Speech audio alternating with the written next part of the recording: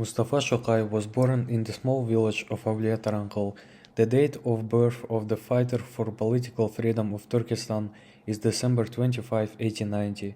Initially, Mustafa Shokay studied at home, but then his education continued at Russian school. Then the fate of boy was like this. Mustafa Shokay in 1910 went to Northern Palmyra or St. Petersburg. There he gets acquainted with the intelligentsia, gets involved in public and political activities.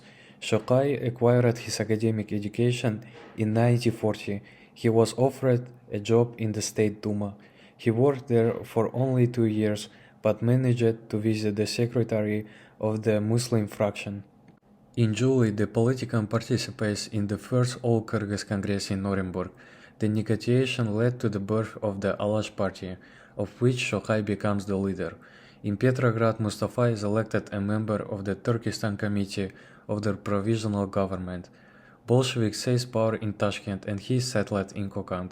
However, fate takes an unexpected turn. The communists are trying to retain power, but they do not receive proper support in the elections. Shokay refused to accept the new government. Turkestan autonomy is no longer needed by the Bolsheviks, so they are getting rid of it. Despite a massive protest from local residents, the Kokand autonomy has been liquidated. Mustafa Shokay miraculously avoids the sad end and leaves for Tashkent. Mustafa Shokay was a leader among the Turk immigrants.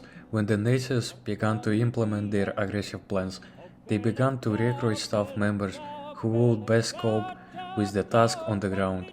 At each geographical point there had to be such a person who knew the territory, the culture of the local population perfectly well.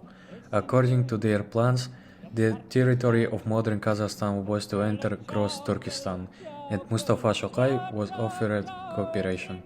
At the beginning of the war in Paris, all notable immigrants were captured by the Nazis and transferred to the Compiègne castle. Mustafa Shokay was among them. A couple of weeks later, he was taken to Berlin, where a negotiation was held, offering leadership of the Turkestan Legion.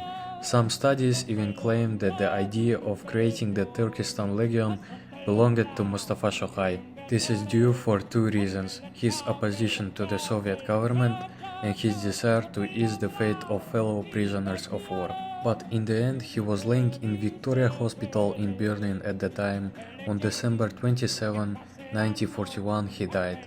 The official report says that he died of blood poisoning against the background of developing syphilis, which he could have contracted while visiting concentration camps. Nowadays, all people who is interested in his life are trying to answer for one question: is he was hero or fascist?